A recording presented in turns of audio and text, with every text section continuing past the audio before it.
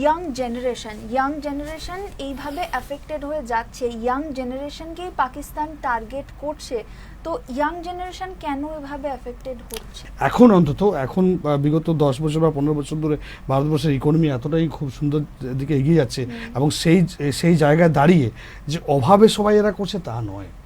সব সন্ত্রাসবাদীরা যখন তার কর্মকাণ্ডগুলো চালায়, সবাই যে মুসলিম বা মুসলিম মনোভাবাপন্ন তাও তো নয়। অনেক তো হলো রাজনীতির কচকচানি, এবার একটু অন্য রকমের বৈঠক, বিনোদন থেকে ব্যবসা বাণিজ্য, সমস্ত ধরনের মানুষকে নিয়ে আসবো আমি বিপ্লব। চোখ রাঙানো নয়, চোখ খোলানো। আমার সাথে দেখতে থাকুন বৈঠকে বিপ্লব।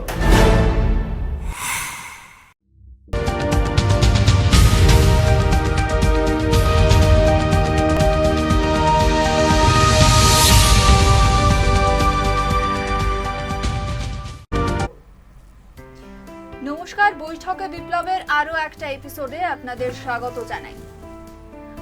সামনাসামনি সম্মুখ সমরে লড়তে পারবে না, কিন্তু পেছন থেকে এসে ছুরির আঘাত করবে। অপারেশন সিন্দুরের পর অপারেশন স্পাই। আপনারা এতক্ষণে বুঝতেই পেরে গেছেন আমরা কোন দেশের কথা বলছি, পাকিস্তানের কথা বলছি। পাকিস্তানে সম্প্রতি পাকিস্তানের যে গুপ্তচর ভারতে ধরা পড়েছে, গ্রেফতার হয়েছে জ্যোতি মালহোত্রা। কে এই জ্যোতিতে এখন ছেয়ে গেছে গোটা ভারত। জ্যোতিতে ছেয়ে গেছে গোটা ভারত। এখন মেইনস্ট্রিম মিডিয়াগুলোতে প্রচুরভাবে রাত দিন জ্যোতি কি খেত, জ্যোতি কি পড়তো, মানে সব কিছু দেখাচ্ছে এখন, মানে পুরো ইউটিউব পুরো ঘেটে দেখাচ্ছে। প্রত্যেকটা মেইনস্ট্রিম মিডিয়া যখনই খুলছি আমি, তখনই দেখছি শুধু মানে উনি কি পড়তেন, বিকিনি পরে ঘুরে বেড়াচ্ছেন সুইমিং পুলে, মন্দিরে আবার মানে ঘুমটা পরে ঘুরে বেড়াচ্ছেন। জ্যোতিটা কে দেখো, এটা মানে সত্যি কথা বলতে কি জ্যোতি কিন্তু একা না। জ্যোতি হচ্ছে জাস্ট একটা নাম, মানে ও এরকম কিন্তু হাজার কিন্তু আছে আবার। কারণ এরকম জিনিসটা আমরা 2010 সালেও শুনেছি। দেখো মাধুরী গুপ্তা, তোমাদের হয়তো নাম মনে আছে, মাধুরী গুপ্তা। এই মাধুরী গুপ্তাও কিন্তু মানে পাকিস্তানে ইন্ডিয়ান হাই কমিশনের একজন খুব বড় সিনিয়র ডিপ্লোম্যাট ছিলেন, এবং সেই সময় কিন্তু তিনি একটা জামশেদ বলে ওখানকার ওখানে যে আইএসআই বা পাকিস্তান যে ইন্টেলিজেন্স অর্গানাইজেশন আছে তারই একজন যে এজেন্ট ছিলেন, তার সাথে কিন্তু জড়িয়ে পড়েছিলেন প্রেমের চক্করে। তাকে প্রেমের অফার দেওয়া হয়েছিল যে বিয়ে করে একসাথে পাকিস্তানে থেকে যাওয়াতে এবং এই লাভ অ্যাফেয়ার টোপ দিয়ে, মানে এটাকে হানি ট্র্যাপ বলা হয়, হানি ট্র্যাপের টোপ দিয়ে যে তাকে কীভাবে মানে নিজের আয়ত্তে নিয়ে এসে বিভিন্ন ইনফরমেশন কিন্তু গ্যাদার করেছিল, এবং তিনি তারপর দিল্লিতে এসে বা বিভিন্ন জায়গায় ভারতবর্ষের বিভিন্ন জায়গার খবর, যেটা মিলিটারি যে সিক্রেটগুলো, মিলিটারি সিক্রেট থেকে শুরু করে তোমার একটা হাইড্রো ইলেকট্রিক্যাল একটা প্রজেক্টের সম্পর্ক কিন্তু উনি স্পাইগিরি করেছিলেন, স্পাইগিরি গুপ্তবৃত্তি করেছিলেন, যেটা পাকিস্তানের কাছে সেটাও প্রমাণ হয়েছে। এবং পরবর্তীকালে তাকে মানে কি আমাদের অ্যাক্ট 1923-তে, যেটা তখন তো আইপিসি ছিল, আইপিসি অ্যাক্টে তাকে ওই সাজা দেওয়া হয়েছিল এবং তার যাবজ্জীবন ইমপ্রিজনড হয়েছিল, এবং লাস্টে আমাদের 64 মানে 64 বছর যখন তার বয়স হয়েছিল তখন তিনি মারা গিয়েছিলেন। এবং সেই কেসটা আজও পেন্ডিং আছে, কিন্তু সেই কেসটাতে কেসটা চলছিল, সেই কেসটা কিন্তু আজও চলছে, কিন্তু মানে আসামি মারা গেছেন। তো আজকে জ্যোতি মালহোত্রা, তো এটা হচ্ছে একটা বড় বিষয়, একটা আমাদের খুব মানে ম্যাটার অফ ওরিড। মানে দেখো আমাদের ভারতবর্ষে তো সত্যি বলতে কি এখন বিগত 10 বছর বা 15 বছর ধরে ভারতবর্ষের ইকোনমি এতটাই খুব সুন্দর দিকে এগিয়ে যাচ্ছে, এবং সেই জায়গায় দাঁড়িয়ে যে অভাবে সবাই এরা করছে তা নয়। মানে আজকাল মানুষ কি বলতো, মানে আজকাল যে ইয়াং জেনারেশন তারা চাইছে কি যে কম সময়ের মধ্যে একটা ফেম, মানে আমার কিন্তু মানে কি বলবো, আমি বলছি না যে জ্যোতি কি করেছে বা জ্যোতিকে জাস্টিফাই করছি না, কিন্তু জ্যোতির মতো আরো অনেক আছে, বা অনেক আরো মহিলা বা যে ইয়াং জেনারেশন যারা আছে। জ্যোতির পরও 11 জন ইউটিউবারকে গ্রেফতার করা হয়েছে। ভাবতে পারছো তাহলে এই চেনটা নেটওয়ার্কটা দেখো কেন করছে তারা। আর তারা সবাই মুসলিম নয় কিন্তু, না জ্যোতি মালহোত্রা সে একটা হিন্দু মেয়ে, সে একটা হরিয়ানার হিলসা ডিস্ট্রিক্টে বড় হওয়া একটা মালহোত্রা খাত্রি পরিবারের মেয়ে, সে তো সে একটা হিন্দু মহিলা হয়ে সে এখান থেকে, তাহলে এটা তো আমরা মানি যে এটা আমার ডাউট হবে যে সব সন্ত্রাসবাদীরা যখন তার কর্মকাণ্ডগুলো চালায়, সবাই যে মুসলিম বা মুসলিম মনোভাবাপন্ন তাও তো নয়, এটা তো প্রমাণ হচ্ছে। একদমই তাই। এবং তারা একটার পর ধরা পড়ছে। শুধুমাত্র উনি নয়, একটা বিজনেসম্যান ধরা পড়েছে, যে শাহনবাজ, সে মুসলিম, ইউপির বিজনেসম্যান, সেও সাথে ধরা পড়েছে। প্লাস একজন ইউটিউবার ধরা পড়েছে, জ্যোতি মালহোত্রা। একজন মানে কি বলবো, স্পোর্টস পার্সন ধরা পড়েছে, স্পোর্টস পার্সন, সে স্পোর্টস চালাতো। একজন বিজনেসম্যান ধরা পড়েছে। তো এই যে একজন লেবারও ধরা পড়েছে। এই যে বিভিন্ন রকমের পেশাদারিত্বে যুক্ত মানুষরা এই কম বয়সে, কিন্তু বয়সগুলো দেখো তুমি, এদের বয়সগুলো দেখো। ইয়াং জেনারেশনকে ক্যাপচার, আমরা ইয়াং জেনারেশন, তো আমরাও ইয়াং জেনারেশন, আমরা এখনো বুড়ো হয়ে যাইনি, কিন্তু এই যে ইয়াং জেনারেশনকে একটা প্রলোভন দেখানো, মানে এমন নয় যে তুমি কি কোন আইডিওলজিতে বিশ্বাস করছো, এমন নয় যে, আমার মনে হয় না জ্যোতি মালহোত্রাকে দেখে যে ও কোনো একটা আইডিওলজিতে বিশ্বাস করছে, বা তার হিন্দু বিদ্বেষ আছে, বা তার ভারতবর্ষের প্রতি একটা বিদ্বেষ আছে, সেই বিদ্বেষে যে কাজটা করছে তা নয়। এরা হানি ট্র্যাপড, আমার মনে হয়, এটা আমার ব্যক্তিগত মত। অবশ্যই তার পরবর্তীকালে যারা ইনভেস্টিগেশন করছেন, ইকোনমিক উইংস করছে, তারপর এনআইও করছে, আবার এসটিএফ মানে স্পেশাল টাস্ক ফোর্স, আমাদের বিভিন্ন যে এজেন্সি আছে, 5টা এজেন্সি কিন্তু এগুলো পুরো করছে, মানে পুরো ইনভেস্টিগেশন করছে থরলি। তো আমার বক্তব্য যে এরা ম্যানিপুলেটেড, একদম না ট্রিজেন্ট। এরা কারা? এরা সত্যি মানে কি বলবো, যে প্রতারক, ট্রিজেন্ট মানে কি, এরা দেশের সাথে দেশদ্রোহী, না এরা ম্যানিপুলেটেড। এটা কিন্তু আগে আমার মনে হয় ইনভেস্টিগেশন যারা করছেন তাদেরকে দেখা উচিত, কারণ এরা ম্যানিপুলেট হচ্ছে কি করে। এই ম্যানিপুলেশন কারণটাই কিন্তু এই হানি ট্র্যাপ, যে মানে বিয়ে করব, প্রেম করব, প্রেমের সম্পর্ক। এই যে দানিশ বলে ছেলেটির সাথে, ও তো পাকিস্তানে, আমাদের দিল্লিতে পাকিস্তান হাই কমিশনারে ছিল, মানে জব করতো। তার সাথে পরিচয় হতে হতে সে ওই সূত্র ধরে একজন আবার আমাদের গোল্ডেন টেম্পলের যে মানে কি বলবো, যে ইয়েতে যুক্ত আছেন, মানে কর্মচারী হিসাবে আছেন, তিনি কোন সিং বলে, তিনিও কিন্তু এর ভিসা পাওয়াতে অনেক কিছু হেল্প করেছেন, তাকেও কিন্তু গ্রেপ্তার করা হয়েছে। তো এই যে একটা চেন বেরোচ্ছে এক এক করে, এটা ভাবতে হবে ভারতবর্ষের মানে ইয়াং জেনারেশনকে ভাবতে হবে যে আমরা এত সোশ্যাল মিডিয়া ইউজ করছি, এখন সেই মানুষটা কি নামে, কি ছদ্মবেশে, কার সাথে কথা বলছি, কি কথা বলছি, আর কি কারণে কথা বলছি, বা আমার অজান্তে আমি অনেক কিছু মানে কি ইনফরমেশন দিয়ে ফেলছি না। তো এটা কিন্তু জ্যোতি বা মাধুরী গুপ্তা বা শাহনবাজ, এই যে বিজনেসম্যান, এদের দিয়ে নয়, এটা কিন্তু আরো হাজার হাজার মানুষের সাথে যুক্ত আছে। আজকে হয়তো জ্যোতিকে ধরেছি আমরা, আগের হয়তো মাধুরীকে ধরেছি আমরা, কিন্তু এই ইনভেস্টিগেশনগুলো প্রপারলি যদি করা হয়, এগুলো কিন্তু আরও প্রপারলি যদি করা হয়, তাহলে আরও কিন্তু অনেক বাচ্চা ছেলেমেয়েরা বেরোবে, যারা বিভিন্ন গেমে, তুমি ভাবো কী সব ইউজ করছে। মানে ওর যদি মন পরিষ্কার থাকতো জ্যোতির, ও গেছে বিভিন্ন জায়গায় যাচ্ছে, এবং আমাদের মিলিটারি ডিফেন্স সিস্টেম যে ইন্টেলিজেন্স, তাদেরকে কীভাবে সাহায্য করছে। ও বলছে যে তো এই ব্যারাকপুর জায়গাটা ভালো লাগছে, শিলিগুড়ি করিডোর যাও, পেহেলগাম যাও, মানে ওই যে ভিডিওগুলো ক্যাপচার করছে, এই ভিডিওগুলো ক্যাপচার কি মানে এখন তো পরে জানতে পারছি, লাস্ট CNN 18-এ একটা রিপোর্ট দিল যে এইগুলো মানে অনেক রকম এনক্রিপ্টেড মানে মাধ্যম ইউজ করতো, অ্যাপ্লিকেশন ইউজ করতো। হোয়াটসঅ্যাপ তো আছে এনক্রিপ্টেড, বাট হোয়াটসঅ্যাপ তারও অনেকটা কিন্তু easy traceable, but Telegram use করতো, ঠিক আছে, ও ফেস টাইম ইউজ করতো। তো এই যে বিভিন্ন যেগুলো স্ট্রং সিকিউরিটি অ্যাপ্লিকেশন, সেইগুলো কেন ইউজ করতো? যদি আমার মনে এতই সজাসল সব কিছু থাকবে, তারপরে প্রত্যেকটা জায়গায় যে ভিডিও ফটোগ্রাফি তুলে, আর অতিরিক্ত দেখবে ভিডিওগুলোতে মানে এত প্রেম দেখাচ্ছে, ভারতের প্রণাম করা, মন্দিরে যাওয়া, মানে এইগুলো মানে 2.5 লাখ একটা ইউটিউবার, 2 লাখ সামথিং বোধহয় 70,000 ইউটিউবের সাবস্ক্রিপশন, প্লাস ফেসবুক আছে বোধহয় 1,50,57 এরকম কিছু। সেই একজন এরকম আমাদের ভারতবর্ষে মানে ফেসবুক পেজ যদি আর ইউটিউব পেজ খোলা হয় না, মানে হাজার লাখ এরকম পেজ পাওয়া যাবে গো, হাজার লাখ পেজ পাওয়া যাবে, যেখানে তারা ইনফ্লুয়েন্সার বলে নিজেকে। কিন্তু তাহলে একটা 2.5 লাখ, মাত্র এর থেকে বড় মিলিয়ন, 10 মিলিয়ন, 2 মিলিয়ন, 5 মিলিয়নের কিন্তু পেজ আছে, তারা যেতে পারলো না। এই মহিলা মানে এত ইজিলি সে পাকিস্তানে ঘুরে বেড়াচ্ছে, তার সাথে 4-5টা পাকিস্তানি পুলিশ তাকে এসকর্ট করছে, সে ইজিলি অ্যাক্সেসেবল। কাকে? নওয়াজ শরীফের মেয়ে মারিয়াম, পাঞ্জাবের ওখানে, পাকিস্তান পাঞ্জাবের যে চিফ মিনিস্টার, তার সাথে কি ছবি তোলা, তার সাথে ইন্টারভিউ নেওয়া, আমি পারবে? আমার তো 3,92,000 ফলোয়ার্স আছে ফেসবুকে, কই পারবো? এত ইজি অ্যাক্সেসেবল হচ্ছে কেন? নিশ্চয় কারণ আছে, এগুলো নিশ্চয় একটা কারণ আছে, তার পিছনে নিশ্চয়ই একটা কোনো গল্প আছে, যে এত ইজিলি যে উনি ওখানে, ফোনটা এত ইজি অ্যাক্সেস উনি পাচ্ছেন কি করে, এটা বুঝতে হবে। সব জায়গায় ওটা এত, তার মানে কি এটা স্পন্সর আছে কেউ, মানে এগুলো দেখিয়ে বা এই যে ভিডিওগুলো দেখে তাকে এগুলো রেকি করা বলে। এগুলো হচ্ছে পাকিস্তান যে মানে ইন্টেলিজেন্স আছে না, পাকিস্তানি যে অপারেটিভ ইন্টেলিজেন্স পিআইও বা অপারেশন, তারা এটা রেকি করে। এই রেকিটা করেই কিন্তু তারা এইভাবে কাজটা চালিয়ে যায়।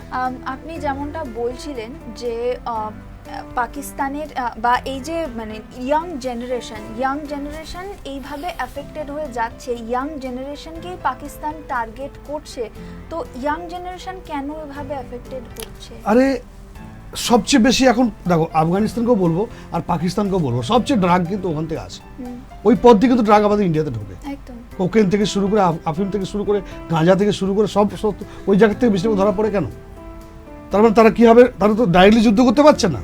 তুমি যে কথাটা বললে তারা ডাইরেক্টলি যুদ্ধ করতে পারছে না, যখন তুমি ডাইরেক্টলি মারতে পারবো তোমার পিছন থেকে মারবো, তোমার পিছন থেকে তোমাকে ফাঁসাবো, ঠিক আছে? এটাই নিয়ম, এটা তো যুগের নিয়ম, যুদ্ধের মানে সমস্ত যুদ্ধে তাই নিয়ম। তো পাকিস্তান যখন ইকোনমিক্যালি, অর্থনৈতিকভাবে, প্রত্যক্ষভাবে, বাণিজ্যভাবে সব দিক দিয়ে একটা হেরে যাওয়া, ভারতবর্ষের কাছে হেরে যাওয়া একটা দেশ, সেই দেশের এখন কাজটা কি? যে আমাদের ইয়ং জেনারেশনকে নষ্ট করে দাও, তাদেরকে গাঁজা খাওয়াও, আফিম খাওয়াও, ড্রাগ দাও, তাহলে তারা কি তারা সেই যে একটা ইনোভেটিভ আইডিয়া বা ইনোভেটিভ যে মেন্টালিটি বা একটা যে ইকো ইয়াং জেনারেশন যে সিস্টেম, সেটা থেকে তারা দূরে চলে যাবে। তাদের থেকে যে সেনসিটিভ তথ্যগুলো, আর সেই টাকাতেই সেই ড্রাগ বিক্রি করে আর সেই টাকাতেই কিন্তু তারা নিজের টেররিজমের ব্যবসা চালিয়ে যাচ্ছে। একদম। ক্রিপ্টোকারেন্সি ইন্ডিয়াতে কিন্তু এখনো কিন্তু অ্যাকসেপ্ট হয়েছে কি? অ্যাকসেপ্ট হয়নি তো সেভাবে, কিন্তু পাকিস্তানে কিন্তু করে দিল।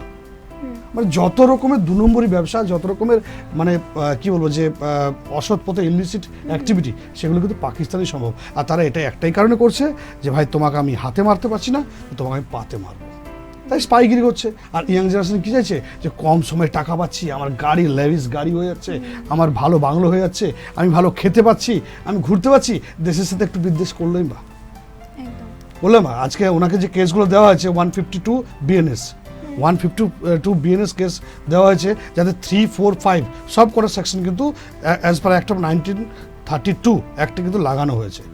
এটা কিন্তু প্রপারলি যাবজ্জীবন কিন্তু কারাদণ্ড হয় যদি উনি ধরা পড়েন। আর খুব মাইনর হলে কিন্তু মিনিমাম 3 থেকে 4 বছরের সাজা হয়। তাহলে ভেবে নাও, এগুলো পরোয়া করছে না এরা। এখন ওই যে এনক্রিপ্টেড ডেটাগুলো যেগুলো ডিলিট করা হয়েছে, এগুলো দানিশের সাথে ওনার কথা হয়েছে, যে কথাবার্তাগুলো হয়েছে, আদৌ কী হয়েছে চ্যাট, সেগুলো তো পুরোপুরি রিভিল তো এখন মানে তদন্তের সাথে করা হবে না, বা আমাদেরও বলা উচিত না যদি কেউ জানো বা কোনো তথ্য বা সূত্রে খবর পায়ও, বলা উচিত না। দেখো, কারণ এই নেটওয়ার্কটা, ওর ভিডিওগুলো কিন্তু এখনও করা হয়নি, মানে ব্লক করা হয়নি, এগুলো পুরো ইনভেস্টিগেশন চলছে যে প্রোপাগান্ডা কী ছিল, উনি যে ভিডিওগুলো বানাতেন সেই ভিডিওর বানানোর প্রোপাগান্ডাগুলো কী ছিল। তো এই পাকিস্তান, চীন, নেপাল, ভুটান থেকে শুরু করে এই জায়গাগুলো থেকে ড্রাগ দেওয়া এবং এগুলো ইজি অ্যাক্সেস হয়ে গেছে মানুষ এগুলো ঢোকানো, ঠিক আছে? বাংলাদেশ থেকে শুরু করে এখন বাংলাদেশের তো ভিসা অ্যাক্সেসটা পাকিস্তান বাংলাদেশ ইজ করে দিল, আরও বেশি সুবিধা করে দিল, যে পাকিস্তান লোককে ভিসা পেতে গেলে বাংলাদেশে এতটা খুব একটা আর এতটা করতে হবে না। আর এই একজন মহিলা, যে পাকিস্তানের মানুষ মানে একবার যেতে পারে না, ভিসা পায় না, সে 3-4 বার চলে গেল, পেহেলগামে চলে গেল। সব থেকে বেশি পাকিস্তান সিকিউরিটি আমাদেরকে দেখতে হবে যে আমাদের যে এতগুলো এজেন্সি আছে, ইন্টেলিজেন্স ব্যুরো, ঠিক আছে, গুপ্তচর বৃত্তি তো সব দেশেই করে, সিআইও করে, আইএসআইও করে, আমাদের রও করে, সবাই করে, কিন্তু সেটা কি মানে জাস্ট ইনফরমেশন গ্যাদার করার জন্য।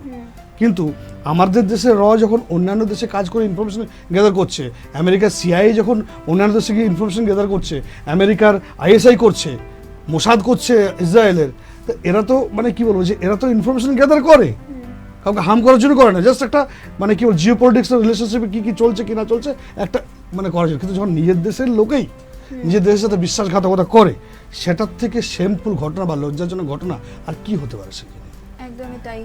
এটাকে বলা হয় একদিক থেকে লো ভিজিবিলিটি হাই ইম্প্যাক্ট গেম, মানে যেটা পাকিস্তান খেলছে, সামনে থেকে খুব একটা দেখা যাচ্ছে না, বোঝা যাচ্ছে না, মানে সামনে থেকে কোনো অ্যাটাক নেই, সামনে থেকে অ্যাটাক করার ক্ষমতা নেই, কিন্তু আর্মিও নেই, আর্মি অ্যাটাক করারও ক্ষমতা নেই, কিন্তু পেছন থেকে এইভাবে চোরা গোপ্তা পথে ছুরি মারা, যেটার ইম্প্যাক্ট কিন্তু অনেক প্রবল, একেবারে ভেতরে, যে নেশার ইম্প্যাক্ট আমরা জানি অনেক গভীরে চলে যায়।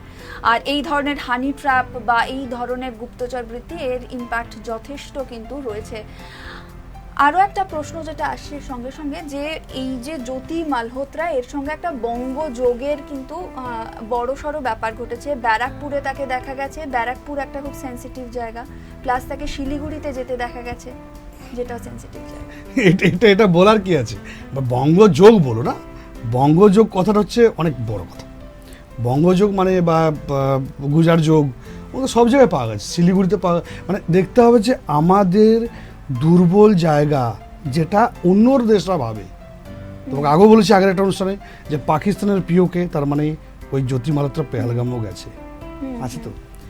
আমাদের শিলিগুড়ি করিডোর, চিকেন নেক বলা হয়, সেখানেও কিন্তু ও গেছে, ব্যারাকপুরও গেছে, শিলিগুড়িতেও গেছে। তুমি দেখো যেখানে যেখানে সত্যি আমাদের অ্যাটাক হওয়ার সম্ভাবনা থাকতে পারে সেই জায়গাগুলোতেই কিন্তু রেকি করেছে। তার যোগাযোগ তো ওর পুরো দেশে আছে গো, তুমি কেন বঙ্গ করছো? উনি তো পুরো ইন্ডিয়া রঙ্গমঞ্চে বিস্তৃত একদম মহিলা, মহিষী নারী। মানে তার ড্রেস, তার লাইফস্টাইল, তার লেভিস তো দেখলেই বুঝতে পারবে যে এই বয়সে একটা 2.5 লাখ, তুমি ভাবো না একটা 2.5 লাখের ইউটিউবার, সে ডিজিটাল মনিটাইজেশনও হয়, সে কত টাকা কামাতে পারবে, সে কত টাকা আর্ন করতে পারবে, ম্যাক্সিমাম কত টাকা আর্ন করতে পারে তুমিও জানো, আমিও জানি। ইউটিউব ফেসবুক করে কত টাকা আর্ন হতে পারে, কত ফেসবুক পেজে থেকে কি আসতে পারে, লাইফস্টাইল দেখে সেটা বোঝার উপায়। তাহলে সে বিভিন্ন জায়গায় যাচ্ছে, তার এত ইজিলি অ্যাক্সেসেবল, তার পিছনে যদি কেউ ফান্ডিং না করে সেটা কি করা হয়? It's quite impossible task. তো এই যে বাংলার সঙ্গে তার একটা দেখা যাচ্ছে যে বিভিন্ন ভিডিওতে সে বাংলায় এসেছে, এটা থেকে বাংলার কতখানি বাংলার জন্য এটা ভয়ানক বা সচেতন হওয়ার এক ফোঁটাও নেই। এতগুলো সন্ত্রাসবাদী হামলা ঘটনাতে আজ পর্যন্ত তুমি দেখেছো যে আমাদের বাংলাতে কোনো কিছু ভাবে কোনো মানে কিছু হয়েছে, অ্যাক্টিভিটি হয়েছে? এখনো পর্যন্ত হয়নি। কিন্তু যখন এই যে মোদি একটা অপারেশন জাসুস বলছো, বা একটা অপারেশন মানে কি সাফাইজান চলছে, এই সমস্ত বাংলাদেশিকে এখান থেকে বিদায় করা, পাকিস্তানে তো লোক পাওয়া গেছে। বাংলাদেশিদেরকে ঝাঁটাই করে বিদায় করতে গিয়ে অনেক পাকিস্তানি লোকেরও অ্যাড্রেস, পাসপোর্ট পাওয়া গেছে। তো তাহলে এটা আমার মনে হয় যে যেখানে মানুষ শান্তিভাবে বাস করে সেখানে কিছু অশান্তির কাজ করে না, ঠিক আছে, এটাই হবে। বাকিটা বলার কিছু বিষয় নেই, এখানে বেশি বলতে গেলে হয়তো পলিটিক্যাল ইস্যু হয়ে যাবে। কিন্তু এটা ঠিক যে বাংলাদেশি কিন্তু প্রচুর এখানে মানে ইললিগালভাবে আছেন, যাদেরকে দেখতে হবে যে কারা ইললিগাল আছে কারা নেই। সেটাও কিন্তু ভারত শুরু করেছে, পুশ ওভার যে শুরু করেছে, যে সমস্ত মানে যারা ইললিগালভাবে আছে, যারা ইললিগালভাবে ভারতবর্ষে বাস করছে, যেসব বসবাসকারী বাংলাদেশিরা, তাদের কিন্তু সবকে ধরে ধরে নিয়ে গিয়ে, যেটা ইউএন বলেছে না যে আমরা নাকি সমুদ্রে বাংলাদেশিদেরকে নিয়ে গিয়ে ছেড়ে দিচ্ছি, এটা ইউএন বলেছে। ইউএনের খুব মাথা ব্যথা, মানে মাস্টারগিরি করার জন্য বসে থাকে কিন্তু সবসময়। মানে ইউএন বলেছে ভারতবর্ষকে মোদিরা ঠিক করছে না, এটা আইনত দণ্ডনীয়, খুব মানে ইউএন চার্টারের আইনগতভাবে যায় না। বাংলাদেশিদেরকে নাকি আমরা জাহাজে করে ভরছি আর সমুদ্রের মাঝে গিয়ে ছেড়ে দিচ্ছি, এটা ঠিক না। আরে ভাই, তোর দেশ আমেরিকা, তোমাদের যে আমেরিকা, সে তো চার্টারের তো সব জায়গায় বড়, সে সবসময় দেখছি ভারতকে কি বলছে, 30 দিনের বেশি ভিসা যদি কেউ নিয়ে থাকে তাকে ইমিডিয়েট কিন্তু তার পার্মানেন্ট ব্যান করে দেবো ইন্ডিয়ানকে। তুই তোর বেলা ব্যান করে দিবি, আর আমি আমার বেলা কি আমি লজেন্স চুষবো? আমি আমি আমি আমি ভাগাবো না? আজকে আমার মানে অবান্তর যে বাংলাদেশি বা যে মানে কি অনুপ্রবেশকারী যে বাংলাদেশিগুলো আছে, যারা অবৈধভাবে এখানে আছে, তাদেরকে বাড়ি পাঠাবো না? তারা কি করছে? তারা 2 টাকার জন্য এখানে যারা বড় পলিটিক্সের নেতাগুলো কি করে, যে 2 টাকা 4 টাকা বা খাবার দেওয়ার জন্য কাপড় দিয়ে তাদের ভোট নেয়, কিন্তু ইনডাইরেক্টলি আমাদের দেশের লোকেরও চাকরি হারাচ্ছে। তারা কুকর্ম করে বেড়াচ্ছে, চুরি করছে, ডাকাতি করছে, টেরোরিজমের সাথে প্রশ্রয় দিচ্ছে। তা সেই লোকগুলোকে আমি রাখবো কেন ভাই? তোরা আমেরিকায় শুদ্ধ থাকবে, তোরা কিছু হলে ডিপোর্ট করে দিবি, আমরাও ডিপোর্ট করছি। তবে হ্যাঁ, এই যে জাহাজে ছাড়ছে এই কথাটা ভুলভাল কথাবার্তা, এগুলো মানে আমেরিকা সবসময় কী করে ইভেন সব ভারতবর্ষকে মানে একটা চাপে রাখার চেষ্টা করছে, কিন্তু এখনকার ভারতবর্ষ আর চাপ কারো শুনবে না। টিট ফর ট্যাট, একদম। সময় তুই একবার দিবি ভাই, আমি দুগা দেবো। একদমই। সময় একটা বিজ্ঞাপনী বিরতির, ফিরছি এক্ষুনি। তবে তারপর ভারত আর বাংলাদেশ সীমান্ত নিয়ে, ভারত বাংলাদেশ সম্পর্ক নিয়ে একাধিক আপডেট এবং অত্যন্ত গুরুত্বপূর্ণ কিছু আলোচনা নিয়ে ফিরছি এক্ষুনি, সঙ্গে থাকুন।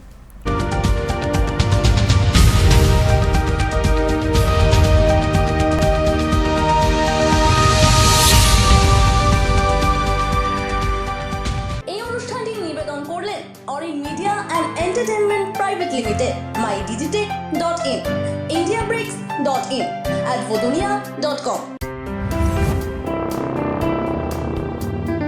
স্বপ্নের কেরিয়ার করতে চান কিন্তু জানেন না কোথায় যাবেন, কোন কোর্সে অ্যাপ্লাই করবেন, কিভাবে অ্যাপ্লাই করবেন, কোন কোর্সের জন্য কোন প্রতিষ্ঠান নাম্বার 1, সব মুশকিল আসান এখানে।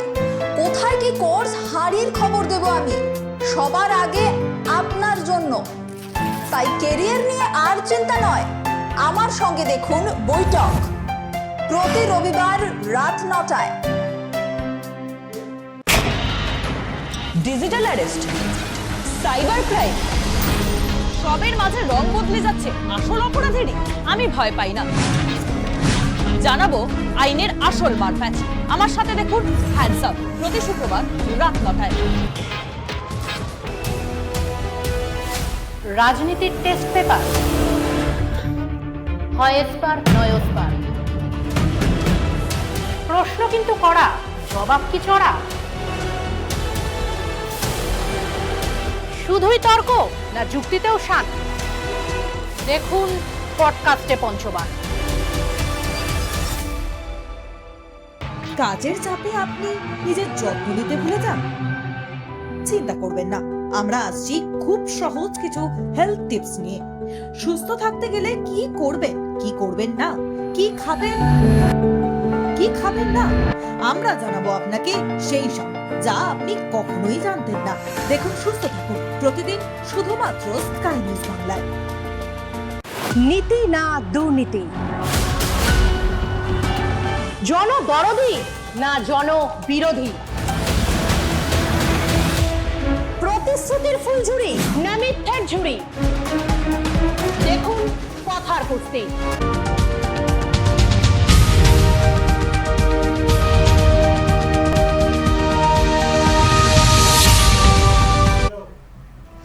ভারত কিন্তু এখন রয়েছে একেবারে অ্যাকশন মোডে। ভারত বাংলাদেশের যে সম্পর্ক, সেই সম্পর্কে কিন্তু একটা বাধা, সেই বাংলাদেশের সঙ্গে বাণিজ্যে কিন্তু একাধিক বিধিনিষেধ আরোপ করেছে কেন্দ্র সরকার। আপনারা ইতিমধ্যেই জানেন যে এই যে জ্যোতির যে ঘটনাটা, এর ঠিক পরপরই কিন্তু এই বিষয়টা ঘটেছে।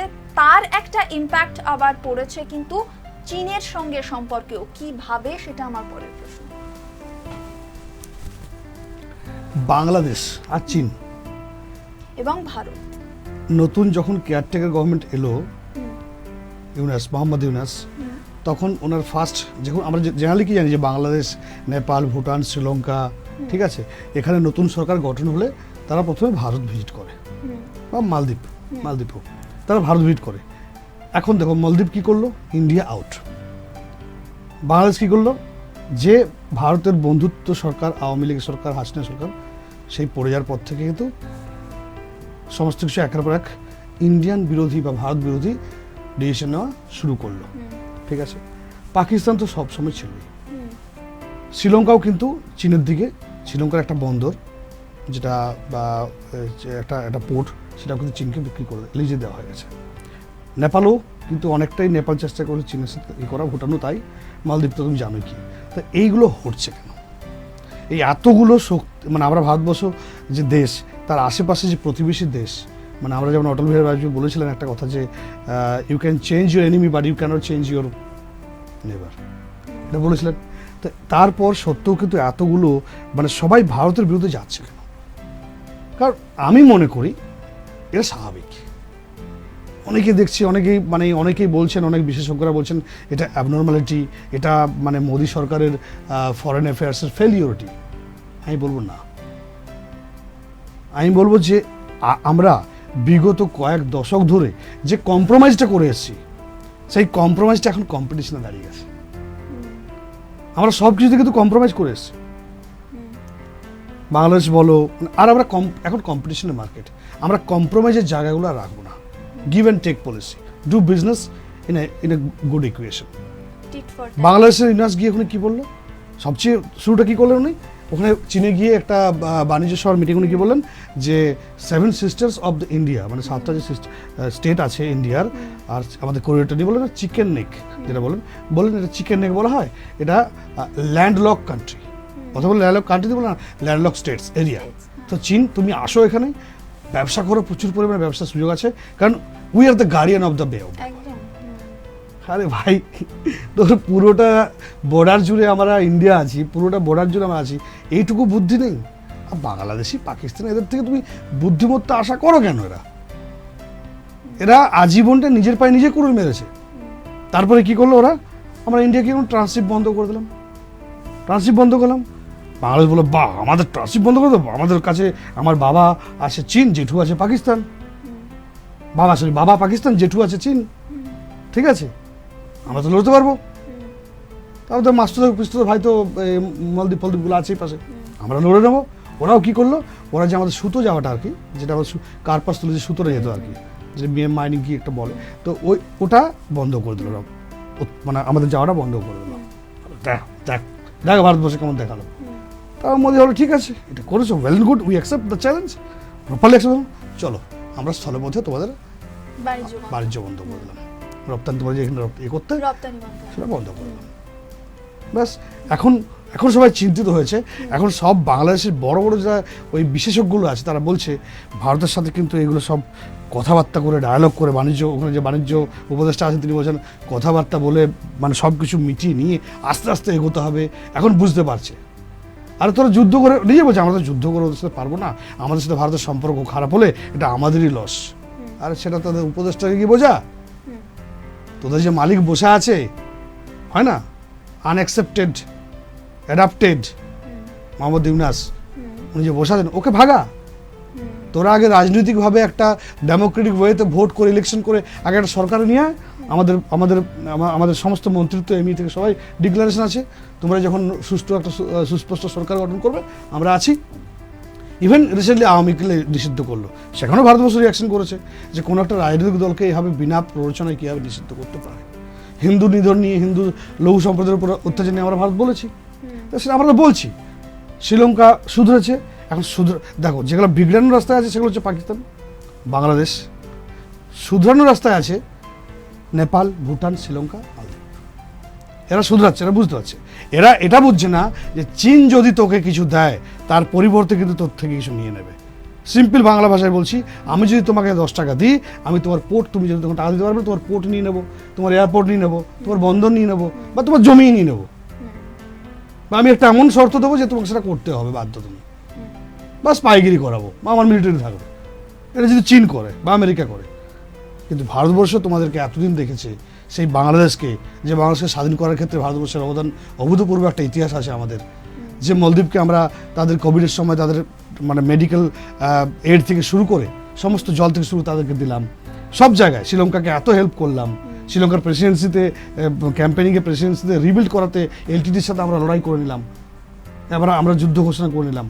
যে নেপাল ভুটানের চীনের হাত থেকে গালওয়ানকে বাঁচানোর জন্য যে ভুটানের হাতে আমরা নিজেরা সেনারা হারালাম, এগুলো কিন্তু আমরা নিজের ইচ্ছায় করেছি। তো মোদি এখন বলতে চাইছেন যে আমি আর ইচ্ছাই করবো না, তোরা যেমন থাকতে চাইছিস থাক, আমার দেশকে আমি চারদিকে সুরক্ষিত করবো, আমার দেশের কোনো ব্যাপারে আমি নাক গলাতে কাউকে দেবো না, আর আমার দেশের কোনো ব্যাপারে কেউ নাক গলা আমি তাকে ছাড়বো না। পরিষ্কার কথা, এটাই মনে হয় একদম সঠিক উপায়। এতে বিদেশ মন্ত্রীর কোনো ফেলিওরিটি আছে বলে আমি মনে করি না। এটা মনে করি যে এতদিন যে আমরা কম্প্রোমাইজ আর মানে মালিকানা আর গুরুদেব হিসাবে দেখিয়ে এসেছি, এখন শিষ্য কিন্তু আমরা শিষ্য নেই। বন্ধুত্ব রাখলে বন্ধুত্ব রাখবে, শত্রু রক্ত রাখাবে। আমরা অপারেশন সিন্দুর করব, আমরা অপারেশন জাসুস করব, আরও কত অপারেশন হবে। এ তো শুরু, এখন তো শেষ হয়নি, আরও অনেক কিছু দেখার আছে। তুরস্ককেও দিলাম, তা আমরা টিট ফর ট্যাট। আমরা বুঝে নিয়েছি যে বিপদের সময় যারা বড় বড় ইউএন চ্যাটারে বা বড় বড় মানে কি বলে যে G20 এখানে কি বলে যে we are all together to fight against terror and terrorisms, তারা তো দেখিয়ে দিল পাকিস্তানের ক্ষেত্রে যে তারা কতটা পেপারে বলে আর কতটা কর্মক্ষেত্রে কতটা করেছে, তারা দেখিয়ে দিয়েছে। তো ভারত আমার মনে হয় এবারে বুঝতে শিখে গেছে। ভারতের এই ধাক্কাটা পাওয়া দরকার ছিল, এটা না বুঝলে হতো না। তো ভারত যখন বুঝতে শিখে গেছে যে ভাই আসল বিপদে আমাকেই দাঁড়াতে হবে, তো আমি আরও বেশি will be more powered and more nourished by our own defence system, by our own things. এই তো রাশিয়ার থেকে কাবেরি ইঞ্জিন হয়ে চলে এলো, পরীক্ষিত হয়ে চলে এলো, পরীক্ষা নিরীক্ষণ করে দিয়ে দিয়েছে। যে ফ্রান্স আমাদের রাফায়েলের ইঞ্জিন দিচ্ছিল না, আমরা রাফায়েল তৈরি করতে চাইছিলাম। তো কারণ যে কোনো কান্ট্রি যখন আরেকটা কান্ট্রিকে কোনো প্রতিরক্ষা, কোনো মিসাইল বা কোনো কিছু ফ্লাইট দেয়, সেটা কিন্তু 100% দেয় না, লিমিটেড তোমাকে ইনফরমেশন দেবে। তো বন্ধুত্ব দেখতে পেলাম, ফ্রান্স কি দিল? রাফেলের জন্য যখন ইঞ্জিনটা চাইলাম আমরা, যে ইঞ্জিনের মানে আসল সোর্সটা, আসল ইনফরমেশনটা কি বলুন, বললো না তো, দিল না তো। বাট রাশিয়া নয়, রাশিয়া কিন্তু পুরোপুরি এক্সচেঞ্জ করেছে। ওদের যে ফ্লাইট জেটটা ছিল ওই ইঞ্জিনটা, কাবেরি ইঞ্জিনটা আমরা কিন্তু বানিয়ে ফেললাম। তা যতক্ষণ তুমি বাধা পাবে, যতক্ষণ তুমি বিট্রেড হবে, তুমি নিজেকে দাঁড় করতে পারবে না, তুমি অন্যের দয়াতে বেঁচে থাকবে। তো ইন্ডিয়ার অন্যের দয়াতে বেঁচে নেই। We are not at that type of financial মানে কনজেশনসের মধ্যে আছি যে আমাদের টাকা চাই। আমাদের লোন চাই না তো, তোদের লোন চাইতে হতে পারে, বাংলাদেশের চাইতে হতে পারে, পাকিস্তানের চাইতে হতে পারে, শ্রীলঙ্কার চাইতে হতে পারে, মালদ্বীপের চাইতে হতে পারে। এদের লোন ছাড়া এর ছাড়া চলবে না। ইন্ডিয়া তো কারো কাছে লোন চাইতে যাচ্ছে না। সো ইন্ডিয়াকে ভাবতে হবে যে আমরা সেলফ ডিপেন্ডেন্ট করতে হবে, সে যে সরকারই থাকুক না কেন।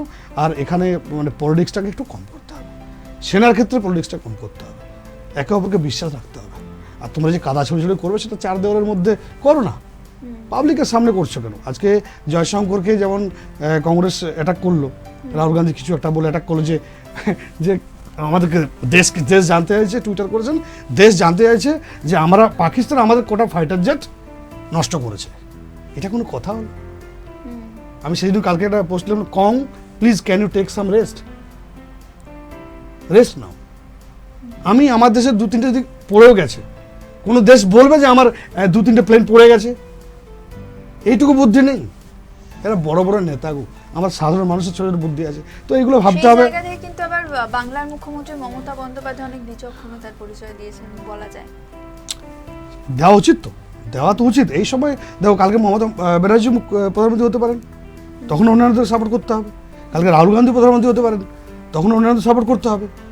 সো উই আর দ্য, আমরা বৈচিত্র্যের মধ্যেই তো একটা বৈষম্য দেশ, বৈষম্যের মধ্যেই তো আমরা একটা বৈচিত্র্যময় দেশ, বৈচিত্র্যের মধ্যে ঐক্য। সো বাট এটা থাকতে হবে যে the more will be United, the more will be strong, at least for the external purpose. এটা থাকো, নিজেদের মধ্যে লড়াই করো, খেলাখেলি করো, কাদা ছড়াছড়ি করো, রাজনীতি করো, সব কিছু করো। এখন বাইরেদের সাথে ঠিক থাকতে হবে, তবেই তো ওরা বলবে, তবে তো বলবে না দে আর দ্য স্ট্রং কান্ট্রি। সেটা দেখিয়েছে অনেকবার, সেটা ভারতবর্ষ আগেও দেখিয়েছে। আপনার দেখো, অপারেশন সিন্দুর শেষ হবে বা এইগুলো সেনাদের কার্যকলাপ শেষ হবে, এই রাজনীতি শুরু হবে, ঠিক আছে, এটা চলতে থাকবে। এটাই নিয়ে আমাদের দেশ, এটাই অতি সুন্দর। এর সঙ্গে সঙ্গে বৈঠক, আর এটাই আমরা বলি, এই জন্য আমরা বলি মহান ভারতবর্ষ। মহান ভারতবর্ষ একদমই। এর সঙ্গে সঙ্গে বৈঠকে বিপ্লবের আজকের এপিসোড এখানেই শেষ করছি। ফিরে আসবো নেক্সট এপিসোডে অন্য রকম অন্য কোনো আলোচনা নিয়ে, কিন্তু এরকমই তথ্যনিষ্ঠ এবং সত্যনিষ্ঠ আলোচনা থাকবে আপনাদের জন্য। দেখতে থাকুন বৈঠকে বিপ্লব।